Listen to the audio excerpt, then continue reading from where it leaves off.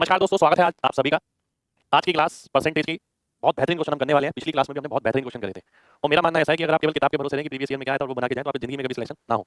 तो इसीलिए अपडेटेड के साथ साथ ऐसे क्वेश्चन करने जरूरी है जो आपके दिमाग खोलें। कुछ चीजें ऐसी होती हैं कि पेपर में नहीं भी आती ना, पर वो आपका कॉन्फिडेंस लेवल बढ़ाए रखती हैं। आपको एक ये रहता है माइंडसेट कि मैं पहले से बहुत अच्छी अच्छी चीजें, बहुत बढ़िया चीजें करके आया हूँ। ठीक है, तो स्टार्टिंग से मैं बोल रहा हूँ जितना क्लास में करा दूंगा उससे ज्यादा आपको कोई स्पेशल वैरायटी करने की जरूरत नहीं है, केवल अपनी प्रैक्टिस करिएगा। ठीक है, स्टार्ट करेंगे पहले क्वेश्चन से।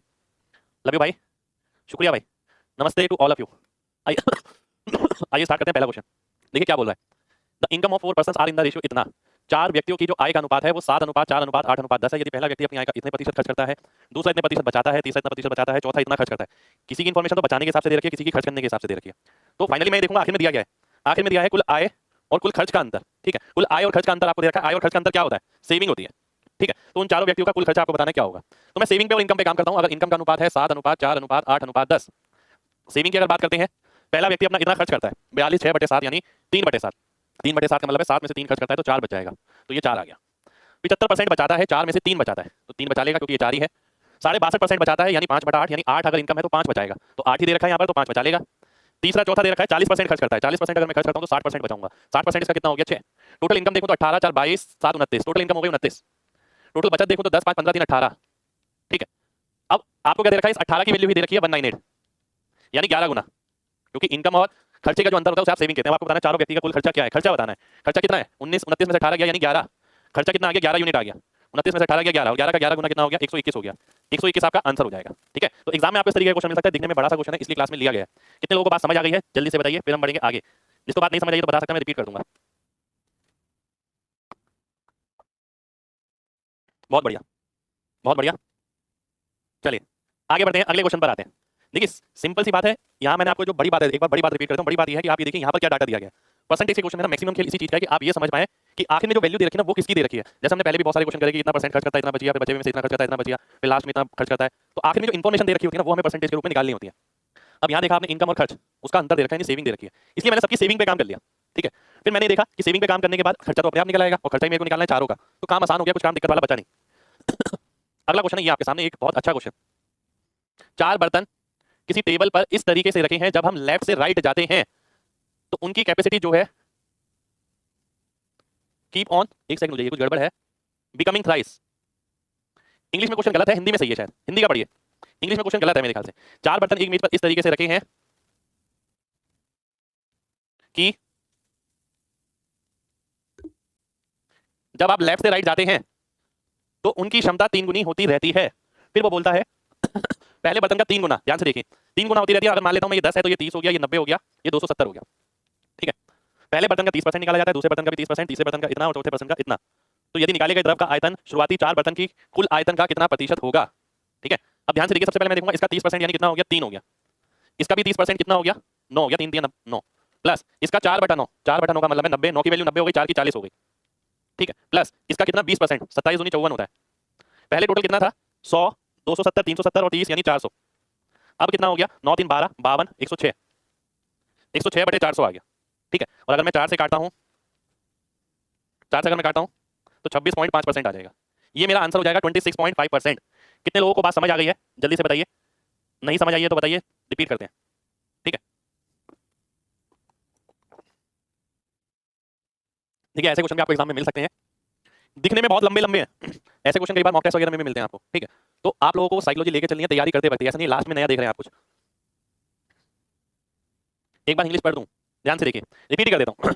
चार बर्तन एक मेज पर इस तरीके से रखे हैं कि यदि आप उनको उनकी क्षमता नापें बाएं से दाएं, ठीक है, तो उनकी क्षमता 3 गुनी होती रहती है।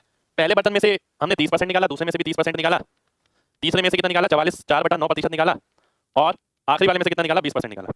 तो इतना मैंने निकाल लिया।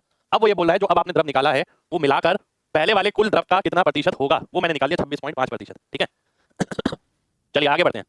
एक बच्चा कह रहा है सर 10 के अलावा भी कुछ ले सकते हैं, बिल्कुल ले सकते हैं आप, जो आपका मन करे आप वो लिख सकते हैं। आप 1 3 9 27 भी ले सकते थे, पर मैंने क्यों नहीं लिया? क्योंकि मुझे डेसिमल में काम करना ज्यादा पसंद नहीं है, इसलिए मैं डेसिमल वाली चीज अवॉइड करके चलता हूं। ठीक है, अगला क्वेश्चन है ये आपके सामने, एक और बहुत बढ़िया क्वेश्चन, ध्यान से देखिए। A flat and a land purchase by two friends A and B. मान लेते हैं मैं और आप हैं, एक फ्लैट खरीदते हैं और एक जमीन खरीदता है। मैं फ्लैट खरीदता हूं, आप जमीन खरीदते हैं। ठीक है, 2 लाख रुपए का मैं फ्लैट खरीदता हूं, आप 2.5 लाख की जमीन खरीदते हैं। If flat is increased, flat की कीमत जो है प्रति वर्ष 20% बढ़ती है, यानी जो मैंने फ्लैट लिया उसकी कीमत हर वर्ष 20% बढ़ रही है। आपने जो लैंड लिया उसकी कीमत हर साल 10% बढ़ रही है। 2 साल बाद हम आपस में अदला बदली कर लेते हैं। कहने का मतलब है, देखिए बात समझिएगा, मैंने एक जमीन ली, मैंने फ्लैट लिया 2 लाख का, आपने कोई इन्वेस्टमेंट करी 2.5 लाख की, ठीक है। जो मेरे को रिटर्न मिल रहा था वो 20% के हिसाब से मिल रहा था एनुअली, ठीक है। आपको जो रिटर्न मिल रहा था वो 10% के हिसाब से मिल रहा था एनुअली।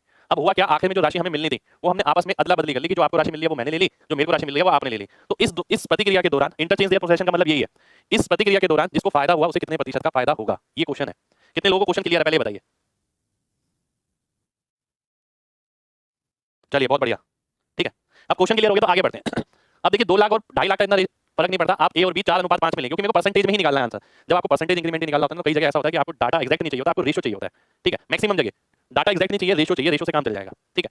अब ये बोलता है 4 और 5, ध्यान से देखिएगा, ठीक है। 4 और 5 से मैंने ले लिया 400 और 500, जिससे मेरा काम आसान हो जाए, ठीक है। अगर 20% प्रति वर्ष बढ़ता है तो कितना बढ़ेगा, 44% बढ़ेगा 2 साल में।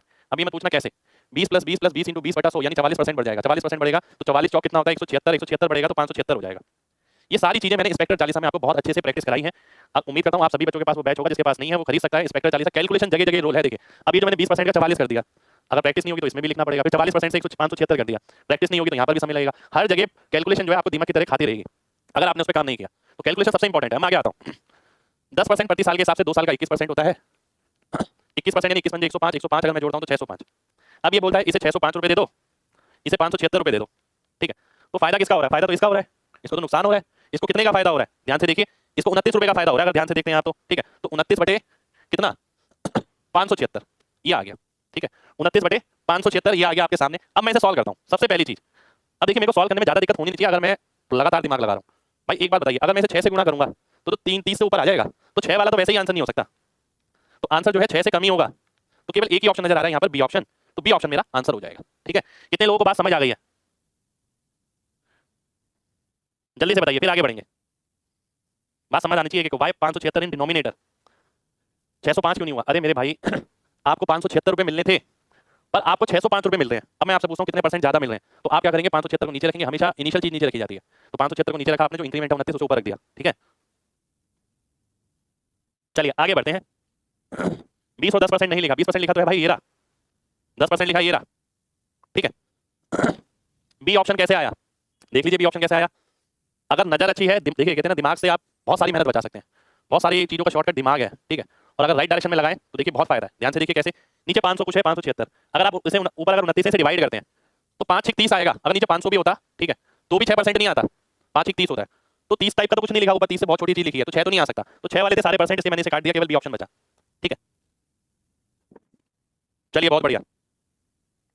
क्या पूछ रहे हैं भाई, कंपाउंडिंग कहाँ कहाँ है। देखिए एक बच्चा पूछा है सर कंपाउंडिंग कहाँ का है, ये कहा है भाई, देखिए एवरी ईयर, एवरी ईयर यहां कहा है कि कंपाउंडिंग हो रही है, ठीक है। 2 ऑप्शन होते तो भी भाई हम कर सकते थे, अभी आगे आगे बढ़ने दीजिए मैं बता दूंगा। 4 और 5 कैसे लिया, ठीक है। देखिए 2 ऑप्शन होते तो ऐसा नहीं है कि मेरे को फ्रैक्शन सॉल्व करने का एक ही तरीका आता है, मैं मल्टीपल भी देख सकता हूं, आखिरी संख्या भी देख सकता हूं, बहुत सारी चीजें देख सकता हूं, ठीक है। 4 और 5 कैसे लिया, 2 लाख और 2.5 लाख थी मेरी इन्वेस्टमेंट, 2 लाख थी आपकी 2.5 लाख थी, इसका अनुपात होता है 4:5। तो मैंने 400 500 ले लिया, मैंने बताया था मेरे को डेसिमल में काम करने का शौक नहीं है, तो 4 और 5 से भी आंसर आ जाएगा, ठीक है, इसलिए मैंने 400 500 लिया। अगला क्वेश्चन है ये आपके सामने। राम जिस शहर में रहता है उसमें वह पहले 28,000 की सालाना आय पर P% का कर लगता है और 28,000 से ऊपर की राशि पर P+2% का कर लगता है, ठीक है। राम ये पाता है कि उसके द्वारा दिया जाने वाला आयकर उसकी कुल आय का P+0.25% है, तो उसकी सालाना आय थी कितनी। आइए देख लेते हैं। 2 तरीके से मैं देख सकता हूं। पहला तरीका है 28,000 तक P%, उसके ऊपर की राशि पर P+2%, ठीक है। ऐसा करने पर वो पाता है कि उसकी कुल आय कितनी हो गई, इतनी हो गई। कुल आय का P+0.25% वो पे करता है। ये इक्वेशन आ गई आपके सामने, ठीक है। 28,000 का P%, अब सॉल्व करिए देखिए, और 28,000 का P% ये तो कट गया, ठीक है। ध्यान से देखिए 28,000 का P%, 28,000 का P% कट गया, पी वाई कट गया, 2y% बचा यहाँ पर, ठीक है। और यहाँ 0.25y यानी 1.75% बचा, ठीक है। और ये किसके बराबर है, ये बराबर है 0.25 ऑफ 28,000, ठीक है। 0.25 ऑफ 28,000, तो ये कितना आ गया, 0.25 का मतलब हो गया 70। तो y कितना आ गया, y आ गया आपका 1% अगर इतना है तो ये आ गया 4,000 रुपये। देखिए मैंने कैसे किया, 1.75 70 के बराबर है, कितना गुना हो गया, 40 गुना, ठीक है। इसको अगर मैं 40 से गुणा करूंगा तो ये आ जाएगा, तो 40 से गुणा किया हमने 100 को तो 1000 आ गया, 4,000 आ गया। तो इनकम कितनी हो गई, 28,000 प्लस 4,000 यानी 32,000। ये ऑप्शन आपका आंसर हो गया, ठीक है।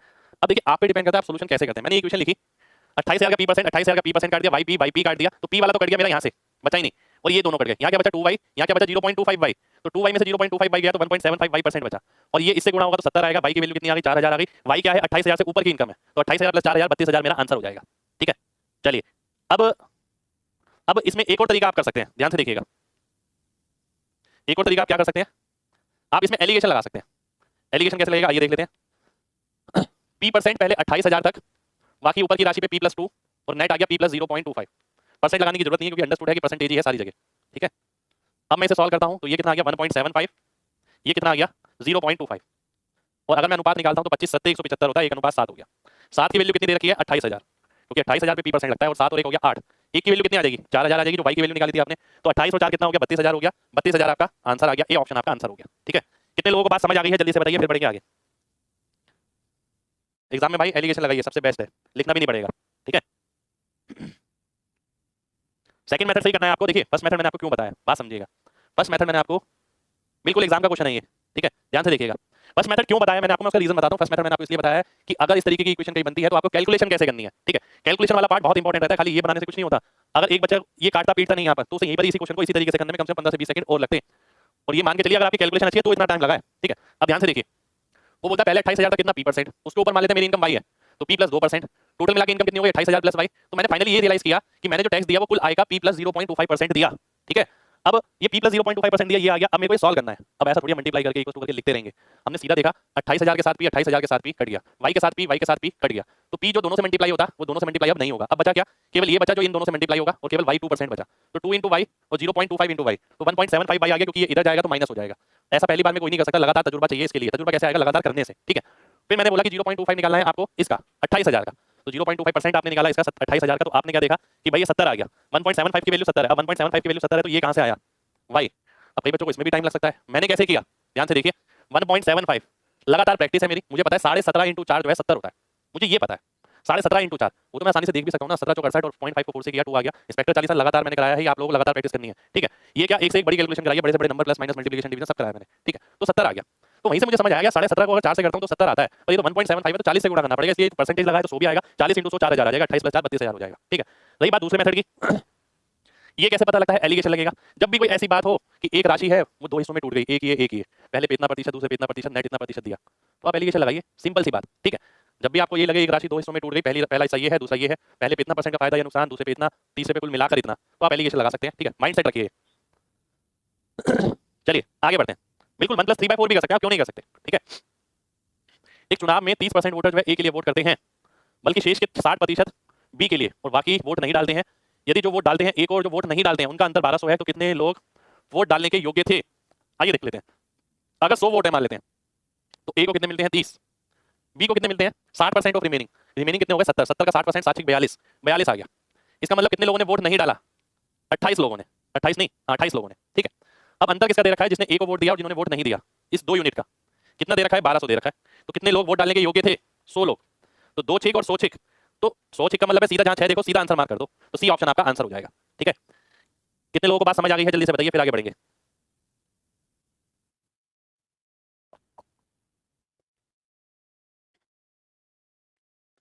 नेक्स्ट चैप्टर आपका एससीएफ एलसीएम चलेगा, ये आसान था बिल्कुल। अगला क्वेश्चन है ये आपके सामने, ध्यान से देखिए। पॉलिटिक्स से जुड़ा एक क्वेश्चन, पिछली सरकार में बीजेपी विपक्ष में था, अब अपनी सीटें, ठीक है, अब अपनी सीटें 33.33% बढ़ाने के बाद अब बीजेपी की सरकार है, और अब जो बीजेपी को मेजोरिटी मिल रही है, यानी जितना बहुमत मिला है, वो कांग्रेस की पिछली सरकार की तुलना में दुगना है। यानी अगर पिछले बार कांग्रेस की सरकार थी उसे मेजोरिटी मिली होगी कुछ, ठीक है, मेजोरिटी यानी डिफरेंस होता है।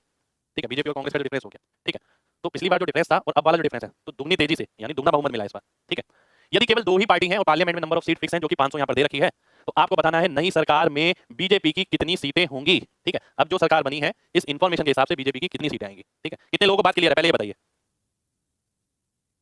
ठीक है, अभी तो यही बहुत चलेगा, परसेंटेज ही बहुत चलना है अभी। ठीक है, मैंने ऐसे नहीं बोला आपसे कि लास्ट कोचिंग है, सब चीज लास्ट के हिसाब से चलिए, आप खुद भी बोल देंगे कि इतना हम कर गए तो इसके अलावा तो कुछ जरूरत भी नहीं है। ठीक, चलिए अब मैं आगे बढ़ता हूँ, ध्यान से देखिएगा। ये कांग्रेस, ये बीजेपी, ये मेजोरिटी। ठीक है, मेजोरिटी मतलब बहुमत होता है। बीजेपी ने अपनी सीटें 33.33% बढ़ा ली, यानी पहले अगर 3x थी तो अब 4x कर ली उसने। 33.33 क्या होता है 1/3, यानी पहले अगर 3 सीटें थी तो अब 1 बढ़ा ली, अब 4 सीटें कर ली, तो मैंने लिखा 3x से 4x कर लिया। ठीक है, अब आगे बढ़ते हैं। अब बीजेपी के पास जो मेजोरिटी है वो कांग्रेस की तुलना में दुगनी है। अब ध्यान से एक बात देखिएगा, अगर बीजेपी को पिछली बार 3x सीटें मिली थी तो कांग्रेस को कितनी मिली होंगी? 500 माइनस 3x। ठीक है, कितनी मिली होगी? 500 माइनस 3x, क्योंकि टोटल 500 है। और वही अगर मैं कांग्रेस की इस साल की बात करूं तो कितनी मिली होगी? 500 माइनस 4x। ये कांग्रेस को इस बार सीटें मिली होंगी, पिछली बार मिली होंगी, क्योंकि मिला के टोटल 500 है। ठीक है, अब मेजोरिटी की अगर बात करें, अब और पहले मेजोरिटी की अगर बात करें तो इसका अनुपात कितना दे रखा है? 2:1 दे रखा है। अगर मेजोरिटी की बात करें, बहुमत की बात करें, पहले सरकार किसकी थी? कांग्रेस की थी। कांग्रेस की सरकार कब बनी होगी? जब कांग्रेस के वोट ज्यादा रहे होंगे। तो कांग्रेस वाले में से बीजेपी वाले घटाओ, तब जाके बहुमत आएगा। लीजिए भाई, यही कर लेते हैं, 500 माइनस 3x माइनस 3x, ये आ गया बहुमत आपका। अब बहुमत कैसे आएगा? अब बीजेपी की सरकार है, इसमें से कांग्रेस की सीटें घटा दो, तो ये अब वाला बहुमत आ जाएगा। ठीक है, ये अब वाला बहुमत आ गया कि अब बहुमत इतना रहा होगा। अगर मैं सॉल्व करता हूं तो ये आ गया 2:1, 500 माइनस 6x अपॉन 4x और 4x यानी 8x माइनस 500। ठीक है, अब ध्यान से देखिएगा कि आप इसे सॉल्व कैसे करेंगे। बहुत ध्यान से देखिए, इसे सॉल्व कैसे करना मेन है वो, क्या आप लगातार तो नहीं लिख रहे? आइए देख लेते हैं। पहले मैं x की बात करता हूं, 8 दूनी 16 और 6 एकम 6, 16 और 6 कितना हो गया? 22 हो गया। ठीक है, ध्यान से देखिए, एक सेकंड, उल्टा लिख दिया मैंने शायद, ये मैंने उल्टा लिख दिया, ये मैंने उल्टा लिख दिया, ये 1:2 आएगा। अब वाला ये है, पहले वाला ये। ठीक है, उल्टा लिख दिया, 1:2 आएगा ये। ठीक, चलिए 8x और 12x, 12 और 8 कितना हो गया? 20x। अब मुझे ये कैसे पता लगा? ऐड करना है, जब भी इक्वल्स टू के अपोजिट साइन हो दोनों तरफ तो आपको ऐड करना है। जैसे मैं देखता हूँ यहाँ प्लस 8x आता, यहाँ माइनस 12x आता, यहाँ प्लस का या माइनस का, तो ऐड कर दो। आगे देखते हैं, ये 1000 आ गया और ये माइनस 500, तो 1500 के बराबर आ गया। ठीक है, ये 20x की वैल्यू आ गई आपकी 1500। आपको क्या निकालना है? आपको निकालना है 4x। बीजेपी की अब वाली सीटें बतानी है आपको, जो कि 4x है। तो 5 से भाग करूंगा तो 300 आ जाएगा, 300 मेरा आंसर हो जाएगा। सी ऑप्शन मेरा आंसर हो गया। ठीक है, कितने लोगों को बात समझ आ गई है? जल्दी से बताइए, किसी को डाउट है तो पूछ सकता है, अदरवाइज आगे बढ़ेंगे। चलिए, बहुत बढ़िया, बहुत बढ़िया, बहुत बढ़िया। एक बार और देखिए ध्यान से, ध्यान से देखना। देखिए, आपको पहली बात तो ये पता होना चाहिए इलेक्शन प्रोसीजर क्या होता है। अगर दो ही पार्टी हैं तो उनकी सीटों का अंतर निकालेंगे, जिसकी सीट ज्यादा होगी उसकी सरकार बनेगी, जो अंतर आएगा बहुमत होगा, मेजोरिटी होगी। बीजेपी की सीटें 3x से 4x हो गई, तो कांग्रेस की 500 माइनस 3x से 500 माइनस 4x हो गई, टोटल सीटें क्योंकि 500 में। अब पहले जो बहुमत था वो ये माइनस ये था, इसलिए मैंने पहले यहाँ लिखा, पहले मैंने गलत लिख दिया था। अब जो बहुमत आएगा 4x माइनस ये आएगा, जो कि अब दुगना है पहले वाले से। और इसे अगर मैं सॉल्व करता हूँ यहाँ पर, तो पहले एक बारी में मैं x वाला सॉल्व करूंगा, 8x माइनस 12x, जब ये प्लस का है ये माइनस का है, तो ऐड कर देते हैं, 8 और 12 20 लिख दिया मैंने डायरेक्ट। फिर मैंने नंबर पे काम किया, ये 1000, ये माइनस 500, फिर से प्लस और माइनस है, तो 1000 और माइनस 500 यानी टोटल 1500 हो गया। तो 20x की वैल्यू 1500 आ गई। मेरे को किसी निकाली थी 4x की, जो कि 300 मेरा आंसर हो गया। उम्मीद करता हूं सभी को बात क्लियर होगा। 500 माइनस 3x कैसे मेरे भाई? अगर टोटल सीटें 500 हैं, आपको 3x मिलती है, तो मेरे को कितनी मिलेंगी? 500 माइनस 3x। ठीक है, अब देखिए ये क्वेश्चन इस डाटा के साथ किसी एग्जाम में आया हुआ है, जो आपको दे रखा है ये डाटा। और एक और बात बताऊं मैं आपको, तो मैं इसे एक और मेथड से कर सकता था। मेथड क्या रहता मेरा? आइए देख लेते हैं वो मेथड मेरा क्या रहता। बीजेपी की सरकार अब बन गई है और उसकी सीटें 33.33% बढ़ गई, यानी 3 से 4 हो गई। यानी अब जो बीजेपी की सीटें होंगी वो 4 से भाग होगा। ये भी गया, ये भी गया। ठीक है, दोनों चले गए, ये भी गया और ये भी गया। 4 से भाग केवल 2 ऑप्शन हो रहे हैं। अगर बीजेपी की 200 सीटें होती तो क्या बीजेपी की सरकार बनती? बिल्कुल नहीं बनती, 500 में से 250 से ऊपर चाहिए। तो ये भी गया, आंसर आ गया सी ऑप्शन, खत्म। कितने लोग समझे? जल्दी से बताइए कितने लोग समझे?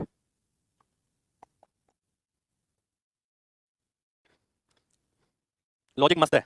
चलिए, बहुत बहुत शुक्रिया, मजाक बना दिया क्वेश्चन। अच्छा जी, चलिए अब देखिए, जैसे हम बुद्धिमान हैं, ठीक है, एग्जामिनर भी थोड़ा बुद्धिमान निकल सकता है। ठीक है, हम ये नहीं कह सकते चाय या कॉफी, पानी ओनली, देखिए गर्म पानी। ठीक है, ध्यान से देखिए, बहुत ध्यान से। अब यहाँ पर एक चीज समझाने वाला हूँ आपको, बहुत ध्यान से समझिएगा। ये तो मैंने बता दिया, पर जब मैं चीजें लेके चलता हूँ पूरी बराबर लेके चलता हूँ, पूरा डाटा बराबर लेके चलता हूँ। ठीक है, मैंने देखा बीजेपी की जो सीटें हैं वो 4 से भाग होंगी। 4 से भागने वाले 2 ऑप्शन है, एक ऑप्शन 200 था तो दूसरा क्या होना चाहिए? दूसरा 300 है, तो आंसर क्या होना चाहिए? आंसर 300 होना चाहिए। क्यों होना चाहिए? क्योंकि 200 में तो सरकार ही नहीं बनेगी। चलिए, लॉजिक बिल्कुल ठीक का आंसर आ गया। अब मान लेते हैं एग्जामिनर ने एक ऑप्शन 360 भी दे दिया, ऐसा मान लेते हैं। ठीक है, क्या अब नहीं कर पाएंगे हम? बिल्कुल कर पाएंगे, क्यों नहीं कर पाएंगे? अब 2 ऑप्शन है मेरे सामने। ठीक है, बात समझना, 200 वाला तो मैंने काट ही दिया, 200 तो हो नहीं सकता, 300 360 में हो सकता है, जो हो सकता है। ठीक है, अब मैं देखता हूं, अगर 360 आंसर है, मान लेते हैं बीजेपी को 360 सीटें मिली हैं, तो कांग्रेस को कितनी मिलेगी? 140 टोटल, तभी तो 500 होगा। अब 360 मिली है, 4 यूनिट की वैल्यू 360 है, तो 3 यूनिट की कितनी रही होंगी? 270। तो कांग्रेस की कितनी आ गई? 230। अब एक बात बताइए, यहाँ तो दोनों केस में ही बीजेपी की सरकार बन गई, लॉजिक लगाइए। अरे ये तो दोनों केस में बीजेपी की सरकार बन गई, ये तो मामला नहीं हो सकता, ये मैंने काट दिया। ठीक है, ऑप्शन कट गया। ठीक है, ध्यान से देखिएगा। अब मान लेते हैं ऑप्शन में 320 भी दे रखा है, 360 नहीं है, 320 दे दिया उसने। लॉजिक समझिए, देखिए अगर आपके दिमाग में कॉन्सेप्ट बिल्कुल अच्छे से क्लियर है, एग्जामिनर आपका कुछ नहीं बिगाड़ सकता। 4 की वैल्यू का 320 है, मान लेते हैं कि अभी बीजेपी को 320 सीटें मिली, तो 180 सीटें कांग्रेस को मिल गई। ठीक है, 4 की वैल्यू 320 है, 80 गुना, तो 3 का 80 गुना हो गया 240। कांग्रेस को कितनी मिली होंगी? 260। ठीक है, तभी तो 500 बनेगा। तो कांग्रेस की मेजोरिटी कितनी आ गई? 20 आ गई। इसकी मेजोरिटी कितनी है 140, पर क्वेश्चन में क्या कह रहा है दुगनी होनी चाहिए, 20 की 40 होनी चाहिए थी यहाँ पर, ये तो 140 आ गई, तो इन्फॉर्मेशन आपकी वेरीफाई नहीं हुई, तो ये भी घट गया। ठीक है, तो कॉन्सेप्ट पूरे अच्छे से क्लियर होना चाहिए। क्लियर है ना भाई सभी को? एक एक बात जल्दी से बताइए। केवल मैंने ये क्वेश्चन नहीं बताया, ठीक है, कि 300 आंसर है कि इसकी सरकार बनेगी, इसलिए मैंने ये भी बताया अगर एग्जामिनर 360 भी कर लेना तो भी कुछ नहीं बिगाड़ सकता, मेरा 320 भी कर लेगा तो भी कुछ नहीं बिगाड़ सकता। मेरे दिमाग में कॉन्सेप्ट है, मैं कॉन्सेप्ट लाऊंगा, सीधा ऑप्शन से आंसर फेंक दूंगा उसका। चलिए बहुत बढ़िया, अगले क्वेश्चन पर आते हैं, है ना। अगला क्वेश्चन है ये आपके सामने, 360 320 दोनों भी हो भाई, आपको सेंस लगानी है। 360 से 140 हो गया, फिर आपने देखा 360 से 270 हो गया, सरकार नहीं बनी, 320 लेके देखिए वेरीफाई नहीं हुआ, कट गया, खत्म। एक स्कूल में 1800 बच्चे हैं, आखिरी दिन केवल 4% लड़कों को छोड़कर सभी प्रेजेंट थे। आज के दिन 5% लड़कियों को छोड़ के सभी स्कूल में मौजूद हैं, और दोनों ही दिन जो स्कूल में बच्चे थे वो समान थे, प्रेजेंट जो थे, ठीक है। तो आपको बताना है number of girls in the school is. अब ध्यान से देखिए, ये क्वेश्चन बहुत अच्छा है, बहुत सिंपल क्वेश्चन है, मेन बात है कि आप वो चीज समझ पाते हैं। पिछले दिन 4% लड़के एब्सेंट थे, आज के दिन 5% लड़कियां एब्सेंट हैं, और दोनों ही दिन बराबर बच्चे स्कूल में आए। अब जब बराबर बच्चे स्कूल में आए तो बराबर बच्चे ही छुट्टी पे गए होंगे, यानी आज अगर 100 बच्चे छुट्टी पे थे तो कल भी 100 बच्चे छुट्टी पे थे। वो बात अलग है, आज जो थे वो 4% लड़के थे और कल जो थी 5% लड़कियां थी। तो मैं ये बात बोल सकूंगा कि 4% लड़कों का 5% लड़कियों के बराबर है। बॉयज और गर्ल्स का रेशियो आ गया 5:4, और 9 की वैल्यू आपको दे रखी है 1800, और आपको क्या निकालना है number of girls in the school, यानी 5 की वैल्यू निकालनी है 4 की। तो 4 की वैल्यू कितनी आ जाएगी 800 आ जाएगी। 800 आपका आंसर हो जाएगा, बी ऑप्शन आपका आंसर हो गया। ठीक है, ये ऑप्शन सही कर देता हूँ, ये 12,000 नहीं है 1200 है, 12,000 क्वेश्चन में नहीं मिलेगा। ठीक है, कितने लोगों को बात समझ आ गई है? जल्दी से एमजी टाइप करें, जिसे समझ नहीं आया तो बता सकता है, मैं रिपीट कर दूंगा। चलिए बहुत बढ़िया, बहुत बढ़िया,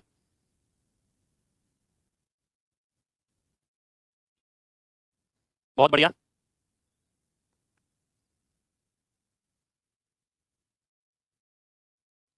आइए देखते हैं अगला क्वेश्चन। ठीक है, समान थे मतलब, समान थे मतलब इक्वल था भाई, ध्यान से समझिए ना बात को। आप किसी विद्यालय में जाते हैं, आप देखते हैं कि आज के दिन, पिछले दिन 4% लड़के आए नहीं थे, फिर अगले दिन देखा 5% लड़कियां नहीं आई, फिर बाद में ये पाया गया दोनों दिन बराबर ही बच्चे स्कूल में थे, कोई दिखा नहीं अंतर। ठीक है, यानी समान बच्चे ही एब्सेंट रहे होंगे, इक्वल बच्चे एब्सेंट रहे होंगे, इसलिए 4% बॉयज का 5% गर्ल्स के बराबर है, बिल्कुल। अगले क्वेश्चन पर आएंगे, अगला क्वेश्चन है ये आपके सामने। ए और बी के पास 1200 रुपए है। अब देखिए, दो जनों की बात है, दो जनों में फिक्स राशि बांट दी गई 1200 रुपए की। ए 12% खर्च करता है अपनी राशि का, बी 20% खर्च करता है। फाइनली उनके पास जो राशि बचती है वो टोटल की 85% है। मैं और आप हैं, आप अपनी राशि का 12% खर्च करते हैं, मैं अपनी राशि का 20% खर्च करता हूँ। फाइनली हम टोटल राशि का कितना खर्च कर लेते हैं? 85% बचा है तो 15% खर्च कर लेते हैं। तो आपकी और मेरी राशि का अनुपात क्या रहा होगा? ये आ गया आपका 5:3। ठीक है, 5:3 आ गया। अब आगे ध्यान से देखिए, 5 और 3 यानी 8 यूनिट, 8 की वैल्यू कितनी है? 1200 दे रखी है। ए के पास कितनी राशि बची? तो ए की अगर मैं बात करूं तो 5 की वैल्यू कितनी आ गई? 750 रुपए आ गई। ठीक है, मैंने कैसे देखा? 8 का 15 गुना और उसके आगे 0, 5 का 15 गुना उसके आगे 0। अब आगे देखिए, अब 750 रुपए उसके पास थे, 750 रुपए डिवाइड किए गए थे कि आपको 750 रुपए मिले थे, बाकी बचे हुए 450 रुपए मुझे मिले, पर मैंने खर्च भी तो करे हैं कितने? 12%, तो बचा कितना होगा? 88%। 88%। अब देखिए ये कैलकुलेशन करना है, बात समझिएगा। मैं दो तरीके से कैलकुलेशन दिखाऊंगा अभी आपको। एक तरीका ये है 750 का 88%। मेरे को पता है क्या नजर आ रहा है? मेरे को केवल और केवल ये नजर आ रहा है 75% होता है 3/4 और 88 नजर आ रहा है, बस। जीरो जीरो मेरे को नजर नहीं आ रहा, तो मैंने इसे सॉल्व किया तो मुझे नजर आ रहा है 66। 66 किसमें? इसमें है, डी ऑप्शन में। ये मेरा आंसर आ गया। ये चीज लगातार मैं आपको सिखा रहा हूं कैलकुलेशन कैसे टैकल करनी है। 75 देख के मेरे दिमाग बोलता है 3/4, ऊपर 88 देख के बोलता है 22 या 66। सीधा आंसर में देखूंगा 66 कहां पर है, वो आंसर हो जाएगा। ठीक है, एक तो मैं ये कर सकता हूं, दूसरे की अगर मैं देखूं ध्यान से, दूसरा तरीका, तो मेरे को निकालना है अमाउंट लेफ्ट विद ए। जो ए के पास जो राशि है उसका 88% निकालना पड़ेगा, यानी कि 11 का मल्टीपल। तो मैं देख लूंगा 11 का मल्टीपल कौन सा ऑप्शन में है? डी ऑप्शन में है। डी ऑप्शन मेरा आंसर हो जाएगा। ठीक है, कितने लोगों को बात समझ आ गई है? जल्दी से बताइए, जल्दी से, फिर हम आगे बढ़ेंगे।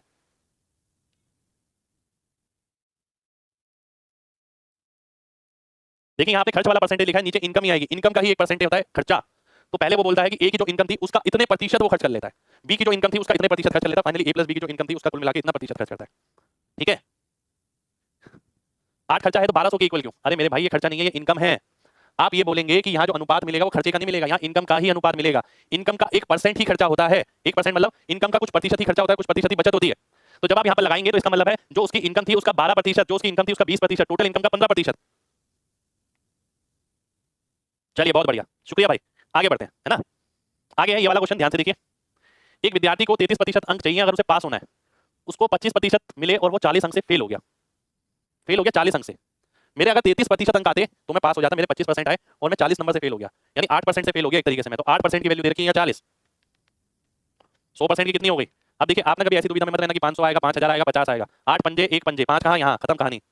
ठीक है, क्योंकि 99 या 98% में ऐसे ही होगा। ऐसे ऑप्शन बहुत कम मिलेंगे कि 500 भी लिखा है, 5000 भी लिखा है, 5 भी लिखा है, 50 भी लिखा है। 100 में से एक क्वेश्चन भी नहीं मिलेगा ऐसा। ठीक है, तभी मैंने 98 99% बोला लगभग। ठीक है, तो तभी मैं डेसिमल को भी इग्नोर कर देता हूँ, जीरो को भी इग्नोर कर देता हूँ, क्योंकि डेसिमल और देखिए बात समझिए, डेसिमल, जीरो और परसेंटेज, इनसे केवल किस पे फर्क पड़ सकता है? डेसिमल, जीरो और परसेंटेज, लिख देता हूं ये बात, डेसिमल, जीरो और परसेंटेज, इनसे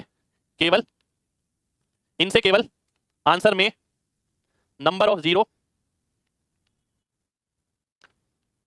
या डेसिमल पे फर्क पड़ेगा, ठीक है, फर्क पड़ेगा, ठीक। और मैक्सिमम जगह जो ऑप्शन होते हैं वो आपके इस तरीके से होते हैं, 500, 600, 615, 700, ऐसे ऑप्शन बहुत कम मिलते हैं जहां 500, 5000, 50,000 और 50, ठीक है, ऐसे ऑप्शन बहुत कम जगह होते हैं। जहां भी ऐसे ऑप्शन मिलेंगे वहां तो हमें परसेंटेज, जीरो, डेसिमल पे काम करना पड़ेगा, और जहां भी ऐसे ऑप्शन नहीं है वहां हम रफ कैलकुलेशन से भी काम चला सकते हैं, क्योंकि मैंने आपको बताया डेसिमल, जीरो और परसेंटेज का इफेक्ट से क्या होता है, केवल जीरो आगे पीछे होते हैं, डेसिमल आगे पीछे होते हैं, और कोई फर्क नहीं पड़ता, ठीक है। ये बहुत इंपॉर्टेंट चीज है। अगर आप कोई चैप्टर उठाते हैं पूरी किताब का, आप देखिएगा उसमें कितने क्वेश्चन ऐसे जिनमें इस तरीके के ऑप्शन है, आप यही पाएंगे 1% मैक्सिमम या 2%, मैक्सिमम बता रहा हूं 100 में से एक क्वेश्चन, ठीक है। तो मैक्सिमम जगह ये मिलेगा, तो इसको इसी तरीके से काम करना है। जैसे कि मैंने पीछे 1.75 लिया था और 70 ले लिया था, तो मैंने देखा 17.5 का 4 गुना 70 होता है, तो 4 से 4000 आया, 28, 4, 32 कर दिया, खत्म, ठीक है। कितने लोगों को मेरी बात समझ आ गई है, जल्दी से बताइए, जल्दी से। देखिए साइकोलॉजिकली ये सब चीजें मैं आपके दिमाग में सेट कर रहा हूं पहले से, और ये चीजें आपके साथ लगातार आगे जाने वाली हैं। शुक्रिया भाई। देखिए ऐप की रेटिंग लगातार करते रहिए, ठीक है, सपोर्ट करिए, आप लोगों के सपोर्ट की बहुत जरूरत रहती है, केवल वही मोटिवेशन है मेरे लिए, दिलो जान से पढ़ा रहा हूं मैं आपको, और मैं बाकी में बता दूं, इतना करा दूंगा कि आपको कोई नहीं रोक पाएगा, ठीक है। आप भी थोड़ा सा सपोर्ट करिए, साथ में अच्छा लगेगा, ठीक है। ऐप पे स्टार 5 स्टार रेटिंग वगैरह देते रहिए, और कुछ ना कुछ पंक्तियां लिखते रहिए। मैं सभी का कमेंट पढ़ता हूं, बहुत अच्छा लगता है, ये लगता है कि वाकई में ये चीज कमाना एक बहुत बड़ी बात है, ठीक है। और मैं फेक नहीं कह रहा, मैं कह रहा हूं आपको जैसा लगता है, ठीक है। मैं पूरी कोशिश करता हूं आपको बेस्ट से बेस्ट पढ़ाने की। नेक्स्ट क्वेश्चन पर आएंगे, नेक्स्ट क्वेश्चन है आपके सामने, ये ध्यान से देखिए भाई, इजी डिफिकल्ट दोनों तरीके के क्वेश्चन क्लास में रहेंगे, ठीक है। अभी आगे आगे देखिए बहुत कुछ सीखने को मिलेगा। किसी परीक्षा को पास करने के लिए 36% अंक चाहिए मेरे को। अगर मेरे 113 अंक आए और मैं 85 से फेल हो गया, तो अधिकतम अंक कितने थे? ध्यान से देखिए, बहुत ध्यान से देखिए, अधिकतम अंक आपको निकालने हैं, कितने थे? ध्यान से देखिए, 36% की वैल्यू कितनी हो गई? 113 नंबर आए मेरे और 85 से फेल हो गया, तो बात समझिए, यानी मेरे अगर 198 नंबर आते टोटल मिला के तो मैं पास हो जाता। तो 36% 198 के बराबर हो गया, मेरे को निकालना है 100%। कैसे सॉल्व करेंगे? मेरे को इस नंबर में 11 नजर आ रहा है, 11 से भाग होगा, तो जो ऑप्शन 11 से भाग होगा वही मेरा आंसर हो जाएगा। एमजी कॉन्सेप्ट ये कहता है, तो ये गया, ये गया, ये गया, 11 से भाग होने वाला केवल बी ऑप्शन, बी ऑप्शन मेरा आंसर हो गया, ठीक है। पर देखिए केवल 11 का मल्टीपल नहीं, आपको ये भी ध्यान रखना है, मैंने लगातार इंस्पेक्टर 40 में लांबा है, देखिए मैं ऐसी हवा में नहीं बोलता, कुछ भी चीज आपको पता है मैं कराता हूँ फिर मैं बोलूंगा। 36 से 198 में लाना है, मैंने आपको लगातार सिखाया, उसमें 5.5 गुना, 6.5 गुना, 5.75 टाइम, 5.25 टाइम, ये सारी चीजें सिखा रखी है मैंने आपको। तो 36 पंजे 180 बचा 18, 18 36 का आता है 5.5 गुना, तो 100 का 5.5 गुना 550, ये भी पता होना जरूरी है। देखिए मेरी जो पेपर क्लियर करने की सक्सेस रही वो इस पे बहुत निर्भर करी, मैंने इस पे भी काम किया, सोल्यूशन कैसे होने चाहिए साथ के साथ कैलकुलेशन पे, ठीक है। दोनों चीजें बहुत इंपॉर्टेंट है। मैंने ऑप्शन से भी करना जाना और मैंने बिना ऑप्शन के भी बिना पेन के करना जाना, ठीक है। मैं अगर ये क्वेश्चन करता बिना पेन के करता, चाहे मैं ऑप्शन से करता या नहीं करता, ठीक है, करता मैं बिना पेन के। आगे बढ़ते हैं, अगला देखिए, एक बच्चे को 30% अंक मिलते हैं और वो 25 अंक से फेल हो जाता है, ठीक है, तथा एक दूसरा विद्यार्थी 40% अंक पाता है और उत्तीर्ण होने वाले अंक से 25 अंक ज्यादा पाता है, ठीक है। अब अगर आप ध्यान से देखें, इन दोनों बच्चों में जो अंतर है वो है यहां से यहां का, यहां से यहां का, यानी 50 नंबर का। और अगर परसेंटेज की बात करें तो केवल 10% का, 10% की वैल्यू अगर 50 दे रखी है तो 100% कितनी आ जाएगी? 500 आ जाएगी। 500 आपका आंसर हो जाएगा, ठीक है, 500 आपका आंसर हो गया। अब आपको एक चीज और निकालनी है इसमें, उत्तीर्ण अंक और अधिकतम अंक, उत्तीर्ण होने वाले अंक, अंक निकालना है या प्रतिशत निकालना है? एक सेकंड रुकिए, अंक ही निकालना है, ठीक है, प्रतिशत निकालना है, एक सेकंड रुकिए। Passing and maximum marks, maximum marks आ गया आपका इतना। उत्तीर्ण होने वाले अंक, उत्तीर्ण के लिए कितने अंक चाहिए? आप ध्यान से देखिए, 30% की, ये क्या आ गया? मैक्सिमम मार्क्स आ गया। पासिंग मार्क्स निकाल रहा हूं मैं, 30% किसके बराबर होगा? 5 3 15, 150 के, 150 और 25 कितना हो गया? 175। तो 175 वाला अंक वाला विद्यार्थी पास हो जाएगा, 175 आपका आंसर हो जाएगा। एक बच्चा कह रहा सर हम ऐसे क्यों नहीं सोच पाते? मेरे भाई आप कैसे सोचेंगे? आपका ध्यान जो है ना समझने से ज्यादा इस आप ना अपने ऊपर प्रेशर क्रिएट कर रहे हैं लगातार, ठीक है। आप में से मैक्सिमम बच्चे, आप ये देख रहे हैं, आपको आप में से बहुत सारे बच्चे ऐसे होंगे जो सालों साल से तैयारी करेंगे, नौकरी नहीं मिल रही होगी, वो प्रेशर अपने ऊपर लेके चल रहे हैं, उन्हें लगता है इस साल नहीं हुआ तो क्या होगा, और हर साल ये सोच उन्हें ऐसा दबा रही है कि वो अपनी परफॉर्मेंस इनहेंस करने पे ध्यान ही नहीं दे पा रहे। वो प्रेशर इतना पड़ रहा है कि वो उन्हें लगता है कि जल्दी से क्वेश्चन कर लो, जल्दी से कर लो और प्रैक्टिस कर लो और मॉक टेस्ट दे लो, बीच में पजल भी रहते हैं उस स्टेट के अंदर। ऐसा नहीं है कि वो आराम से प्रैक्टिस कर रहे हैं, आराम से मॉक टेस्ट दे रहे हैं, दिमाग यहाँ वहाँ भी भागता रहता है, ठीक है। इसी वजह से आप परफॉर्म नहीं कर पा रहे, ना सोच पा रहे। एक दिन ना ऐसा करके देखिए कि यार 2 साल से तो हुआ नहीं, ठीक है, अब जब होगा देखा जाएगा। वैसे भी आपने बर्बादी कर लिया ना, आप सोचिए, सोच के तो वो प्रेशर जो है इस तरीके से बन गया कि आपने असली चीज पे ध्यान नहीं दिया। आप ये सोचिए कि अब आपको ना ये सोचना ही नहीं है कि सिलेक्शन कब होगा, आपको ये सोचना है कि मेरे अंदर काबिलियत कब बढ़ेगी, ठीक है। अपने अंदर की काबिलियत पे लगातार काम करिए, चाहे वो कैलकुलेशन की हो। देखिए एमजी कॉन्सेप्ट पे हम कैलकुलेशन वाला बैच अलग से, अगर आप देखें फाउंडेशन अलग से, स्पीड वाला अलग से, केवल बिजनेस नहीं है ये, ठीक है। जिस बच्चे ने तीनों बैच लिए ना उसे एक बात समझ आ जाएगी, तीनों के कंटेंट में, तीनों के करने के तरीके में, सब चीजों में बहुत फर्क है, ठीक है। तो हर चीज की रिक्वायरमेंट है। देखिए रिक्वायरमेंट के अकॉर्डिंग मैंने बैच लॉन्च करे, ठीक है। मैं ये नहीं बताना चाह रहा कि आपको ये बैच लेने हैं, नहीं, मैं आपको ये बताना चाह रहा हूं कि जब आप पढ़ाई के फेज में होते हैं ना तो आप रिक्वायरमेंट्स नहीं समझ पा रहे इस प्रेशर के कारण जो आप पे लगातार पड़ रहा है, कि भाई इस साल सिलेक्शन चाहिए, इस साल सिलेक्शन चाहिए। हमारे अंदर एक खास बात थी, मैं सही बात बताऊं, हम शुरू से अपनी काबिलियत को एनहांस करने के लिए पढ़ाई करते थे, ठीक है। इतना डेप्थ में बता पा रहा हूं, डेली लाइफ से कनेक्ट कर पा रहा हूं, कैसे कर पा रहा हूं, मैंने इस चीज पे काम किया कि मुझे इसे जीतना है, ठीक है। अगर मैंने इसे जीत लिया ना, सिलेक्शन तो कोई नहीं रोक सकता मेरा। फिर मैंने देखा कि कमी कहां का है, देखिए फिर मैंने देखा कि कैलकुलेशन वाली चीज, हाँ यार कैलकुलेशन तो बहुत जगह जगह आ रही है, रोक रही है, उस पे काम किया। फिर मैंने देखा यार अब कैलकुलेशन मेरी इंप्रूव हो गई, चलो अब बार बार यार लिखना उसे, ठीक है। पेपर क्या डिमांड करता है, कम समय में ज्यादा क्वेश्चन करना। क्या वो मेरा डायरेक्ट मॉक टेस्ट में आ जाएगा? नहीं, मुझे पहले से प्रैक्टिस करनी पड़ेगी। अगर आप देखिए 75 ई बुक के सॉल्यूशन सारे मैंने इस तरीके से करा है। वो रिक्वायरमेंट्स हैं, अलग अलग रिक्वायरमेंट। फाउंडेशन है बैच, फाउंडेशन बैच आपको मजबूत करता है बिल्कुल अच्छे से, एक एक चीज दूर दूर तक जाके आपको पढ़ाना, पूरी लिमिट तक पढ़ाना। पर आप खुद सोचिए, अगर केवल पढ़ाना ही सब कुछ होता तो आप सालों साल से पढ़ रहे हैं, अब तक आपका सिलेक्शन हो चुका होता, ठीक है। खाली पढ़ाना ही सब कुछ नहीं है, आपको अपने पे बहुत काम करना पड़ेगा, चाहे वो कैलकुलेशन हो, चाहे वो पेपर करने की हैबिट हो, ठीक है, उन सब चीजों पे। और होता क्या है, लगातार आप ये सोचते रहते हैं अब इसका नोटिफिकेशन कब आएगा, इसका रिजल्ट नहीं आया, ऊपर से सोशल मीडिया लगातार आपको ऐसे पीछे की तरफ पुश करता रहता है, एक नेगेटिव फीलिंग चारों ओर रहती है, ठीक है। अब आपको केवल ये करना है, सारी चीज दिमाग से निकालिए यार, जब होगा सिलेक्शन देखा जाएगा, ठीक है। आपके सोचने से भी तो नहीं हुआ ना, आपने सोचा इस साल होगा, नहीं हुआ, अगले साल होगा, नहीं हुआ, ठीक है। तो सोचने से नहीं होगा, करने से होगा। केवल काम करिए, ऑटोमेटिकली चीजें फॉलो करेंगी आपको, ठीक है। केवल काम करिए, मेरे को मैथ्स अच्छा पढ़ना है, मेरे को इंग्लिश अच्छा करना है, मेरे को रीजनिंग अच्छा करना है। मैथ्स अच्छा कर रहा हूं तो मेरे पास एक चीज का रीजन होना चाहिए, जो भी चीज मैं पढ़ रहा हूं तो मैं उसे प्रैक्टिकली बता सकता हूं। मैं प्रैक्टिकली बता रहा हूं, मेरे को कोई बच्चा कितना भी घुमा ले, कितना भी क्रॉस क्वेश्चन पूछे, मैं सब चीज बता पाऊंगा, क्योंकि मैंने ना इसे इंटरेस्ट लेके पढ़ा है। मैंने बहुत समझ के नहीं पढ़ा, ठीक है। मैंने हमेशा इंटरेस्ट लिया, मैंने चीजों को समझा, और मैंने सबसे बड़ी चीज जो समझी, देखिए सबसे बड़ी चीज पता क्या होती है, आप साइकोलॉजी समझिए कॉम्पिटिटर्स की, जो भी आपके कॉम्पिटिटर्स बैठे हैं। हर कोई क्या सोचता है कि भाई कोचिंग लगा लेंगे, किताब ले लेंगे, तैयारी करेंगे, सिलेक्शन हो जाएगा, ठीक है। हर कोई ये सोचता है, पर क्या सिलेक्शन वाकई में ऐसे हो जाता है? आप खुद से पूछिएगा, अगर ऐसे होता तो सबका हो जाता। खुद पे काम करने वाले कितने लोग हैं, अब आप अपने सर्कल में देखिएगा, जितना भी बड़ा सर्कल, आपका 50, 100, 1000, जितने भी दोस्तों, ठीक है, कि कितने लोग ऐसे जो खुद पे काम कर रहे हैं। खुद पे काम करने वाले आपको बहुत कम मिलेंगे, इसलिए वही सलाह दी जा रही है कि आप खुद पे काम करिए। वही बच्चे आगे जाते हैं जो खुद पे काम करते हैं, वो सारी दिन दुनिया छोड़ के ना अपने में लगे हुए केवल, ठीक है, केवल अपने पे काम कर रहे हैं और कुछ नहीं कर रहे वो, ठीक है। दुनिया में सब चीजें भूल भुला के, सारी चीजों का सेक्रीफाइस करके लगे हुए हैं। तो ऐसे भी बच्चे हैं हमारे पास भी है कि 7-7, 8 महीनों में सिलेक्शन ले लिया उन्होंने, ठीक है। तो केवल उन बच्चों ने दिन रात एक कर दी, सारी दिन दुनिया भूल के अपनी पढ़ाई पर लगे रहे। तो वो चीज जो बात आई थी यहाँ पर कि सर हम क्यों नहीं सोच पाते, आप इसलिए नहीं सोच पाते, ठीक है। अब आपको रीजन पता लग गया होगा, क्योंकि आप लगातार उस प्रेशर में घिरे हुए हैं। आप असली जो क्रीम है ना, वो अभी तक नहीं पहुंची आपके पास। वो जब पहुंचेगी, जब आप मन से पढ़ेंगे, जब बहुत समझ के पढ़ेंगे कि सिलेक्शन लेना है, तो कभी नहीं होगा। अगर आप ये सोच के पढ़ेंगे मुझे इसे समझना, मुझे इसे जानना है अच्छे से, ठीक है, मेरे पास हर चीज की रीजनिंग होनी चाहिए, जवाबदेही होनी चाहिए, उस दिन अपने आप सिलेक्शन हो जाएगा, ठीक है। उम्मीद करता हूँ एक बच्चे को सारी बात समझ आ गई होगी। चलिए आगे बढ़ते हैं, आगे बढ़ते हैं, ठीक है। हम्म, हम्म, हम्म, हम्म, हम्म। एक सेकंड रुकिए यार। 84, 85, 86, 3 क्वेश्चन है मेरे पास, ठीक है। 3 क्वेश्चन है मेरे पास इससे पहले।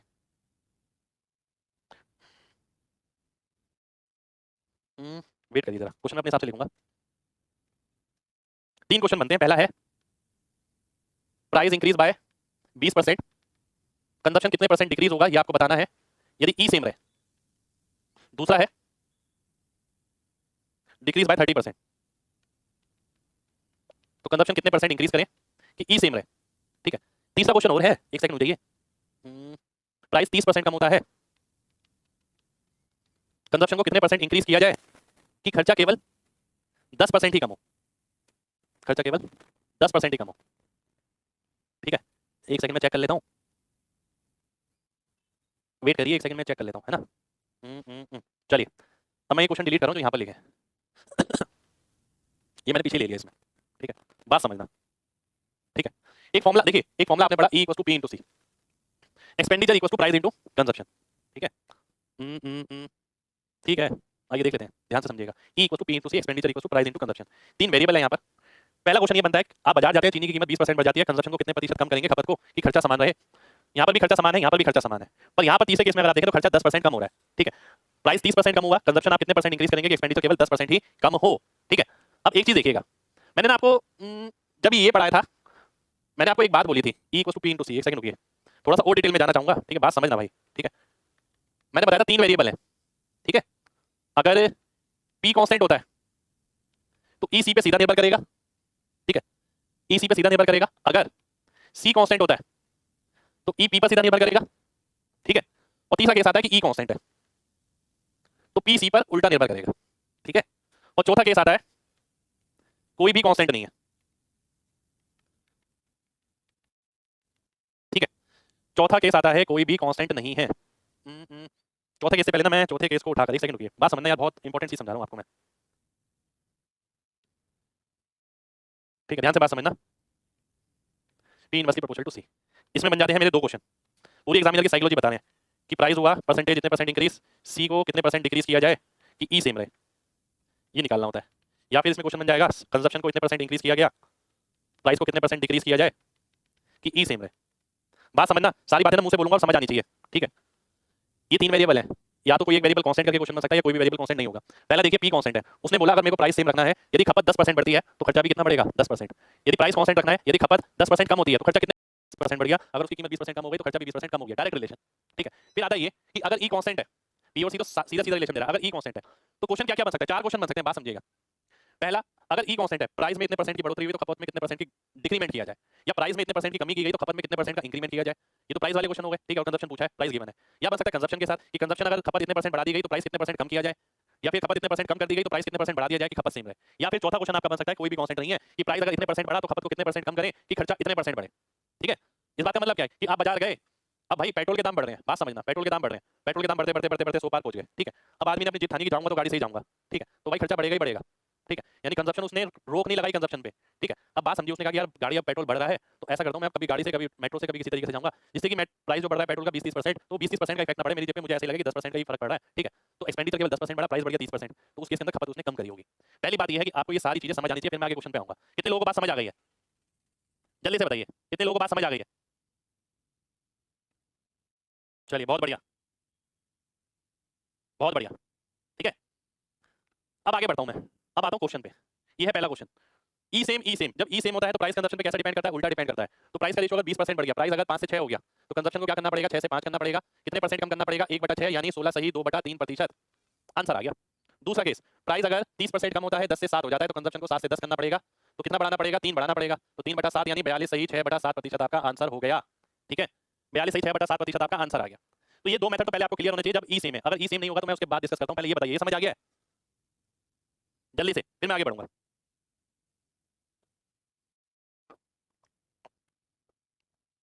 चलिए जी, बहुत बढ़िया। अब मैं ये केस उठा रहा हूं, थर्ड केस। थर्ड केस क्या है, पी अगर 30% बढ़ता है, कंजप्शन को कितने परसेंट कम किया जाए कि ई केवल 10% ही बढ़े। ये लैंग्वेज में कन्वर्ट हो जाते हैं तो क्वेश्चन बहुत बड़े लग जाता है। 10% कम हो, पी अगर 30% कम हुआ है तो कंजप्शन को कितने परसेंट बढ़ाया जाए कि ई केवल 10% ही कम हो। अब इस बात का मतलब क्या है, ध्यान से देखिएगा। शुक्रिया भाई, ध्यान से देखिए।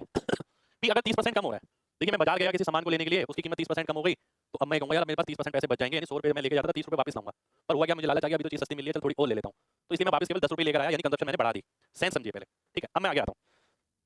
इसको आप दो मेथड से कर सकते हैं, एक मेथड यहाँ करूंगा, एक मेथड यहाँ करूंगा। प्राइस मान लेते हैं खर्चा 100 रुपये का था। ठीक है, 100 रुपये का खर्चा था, प्राइस 30% कम हुए थे, तो मेरा खर्चा कितने का होना चाहिए था, 70 रुपये का।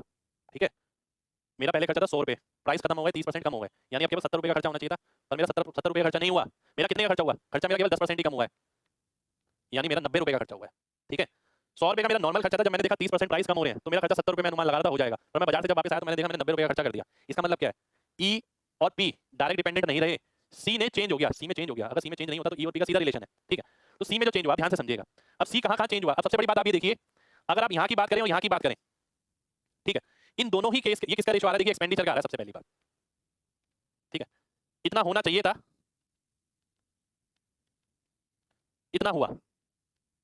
ठीक है, अब मैं इन दोनों के अंदर ही देखता हूं, मैं आपसे एक बात पूछता हूं, मेरा 70 रुपये खर्चा होना चाहिए था, मेरा 90 रुपये खर्चा हुआ जब मैं बाजार गया। और जब मैं 70 रुपये का होना चाहिए था, ये 90 रुपये का हुआ, इन दोनों ही केस में प्राइस सेम था। मैं ये देखकर ही गया बाजार में कि 30% प्राइस कम हो गया, तो 30% कम वाला ही प्राइस मिला मेरे को इसके अंदर भी और इसके अंदर भी। ठीक है, यानी इन दोनों के अंदर क्या है, प्राइस सेम है, घटा हुआ प्राइस है। घटा हुआ प्राइस देख के मेरा ये इफेक्ट पड़ना चाहिए था, पर मेरे मन में लालच आ गया, मैंने और चीजें खरीद ली, खरीदी तो घटी हुई कीमत पर ही ना, इन दोनों केस में प्राइस तो सेम ही रहा ना। ये एक्सपेंडिचर का रेशियो है 7-9, और अगर प्राइस सेम रहेगा तो यही रेशियो कंजप्शन का बन जाएगा। इसका मतलब ये हुआ कि भाई 7 से मैंने कंजप्शन बढ़ा दी, 9 कर दी, यानी 2/7, और 2/7 क्या होता है, 28 सही 4/7%। ये मेरा आंसर हो जाएगा, 28 सही 4/7% मेरा आंसर हो जाएगा। ठीक है, ये मेरा आंसर हो गया। कितने लोगों को बात समझ आ गई है, जल्दी से बताइए। देखिए मैंने एक डिटेल खोल के समझाई आपको यहाँ पर।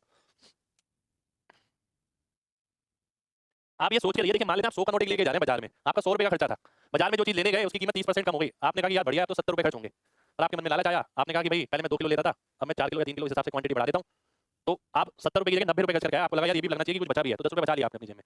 आपकी जो चीज 70 रुपये की पड़ती वो भी कम कीमत वाली थी, अगर आप कंजप्शन उतनी ही रखते, कंजप्शन की वजह से खर्चा बढ़ा, प्राइस की वजह से नहीं बढ़ा। ये खर्चा जो बढ़ा है ये प्राइस की वजह से नहीं बढ़ा, प्राइस तो कम हो गया था, तो प्राइस से कोई इफेक्ट नहीं है, यहाँ से यहाँ में, यहाँ भी आपको 30% कम में मिल रहा है, यहाँ भी आपको 30% कम में मिल रहा है, पर यहाँ पर क्वांटिटी बढ़ा दी आपने, इसकी वजह से खर्चा 90 रुपये हो गया। ठीक है, अब ध्यान से देखिए, 70 से 90 हो गया, 7 से 9 हो गया खर्चा, तो कंजप्शन भी 7 से 9 होगा, क्योंकि इन दोनों केस में बढ़ी हुई कीमत है। आप प्रैक्टिकल लेके चलिए ना, आप बाजार जाते 30% की चीज की कीमत कम हो गई, आपने खरीद ली, 70 रुपये का खर्चा हो गया। फिर आपके मन में लालच आया कि नहीं यार मैं कुछ और खरीद लेता हूँ, थोड़ा और खरीद लेता हूँ, आपने 90 रुपये का खर्चा कर दिया, ठीक है। और जब आपने 70 रुपये की परचेसिंग करी और जब आपने 90 रुपये की परचेसिंग करी, कीमत कांस्टेंट थी, घटी हुई कीमत थी, तो जो खर्चे का अनुपात रहा होगा वही आपका कंजप्शन का, आपने उस अनुपात में बढ़ाई कंजप्शन, तो 7 से 9 हो गई, 2/7 आपका आंसर आ गया, ठीक है। अब इसी को ना आप एक्स वाई से भी कर सकते हैं, क्योंकि हमारा E equal to P into C लगातार लगने वाला फॉर्मूला है, तो एक्स वाई का भी आप फॉर्मूला लगा सकते हैं, -10 -30 प्लस एक्स प्लस प्लस कह रहा हूँ -3 30 इंटू एक्स बटा 100। खर्चे में 10% का डिक्रीमेंट हुआ, प्राइस में 30% का, खपत हमारी बढ़ेगी इसलिए प्लस का साइन, इसके आगे माइनस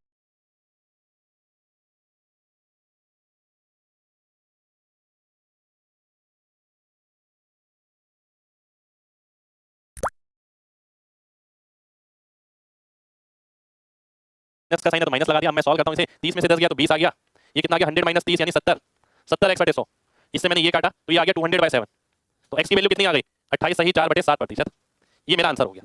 तो ये मैं एक्स वाई वाले फॉर्मूले से भी लगा सकता हूँ। एक्स वाई वाला फॉर्मूला क्यों लगाया मैंने बताया था, जहां भी तो लगातार ए बी वाला प्रोडक्ट होता है वहां एक्स वाई वाला फॉर्मूला लगा सकते हैं।